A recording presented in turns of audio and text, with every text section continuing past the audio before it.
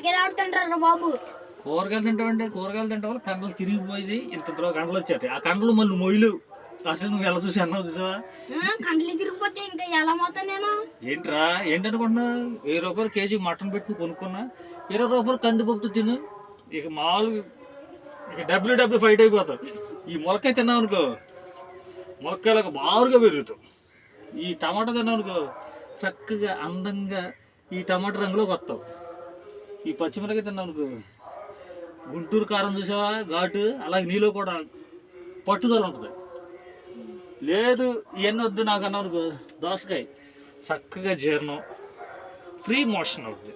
లేదు లేదు ఈ అరటికాయ తిన్నావు అనుకో, పొద్దున్నే రిస్క్ లేకుండా గబగబు 4 ముక్కలు కోసి మూగుళ్ళు వేసి ఇట్ట ఫ్రై చేస్తే వెంటనే 5 సెకండ్లో కూర అయిపోద్ది. లేదు బంగాళదుంప చపాతీలోకి కుర్మా, మన చపాతీ పిండి ఉంది కదా, చక్క కుర్మా వేసుకున్నాను అనుకో, అప్పుడు హాయిగా నవ్వచ్చు. లేదు బెండకాయ లేడీ ఫింగర్స్ ఇది అనుకో, పచ్చికాయ తినేవచ్చు నువ్వు కండలు. మరేంటనుకో లేదనుకో, ఇదిగో అరటిపండు తిను, తినవా? Okay right. లేదు నీకు ఇంకో స్పెషల్, కళ్ళు మూసుకో, చిల్లీ చికెన్, జింజర్ చికెన్, అల్లి చికెన్, అన్ని చికెన్లు దీంట్లోనే ఉంటాయి. ఓకే చూసావా?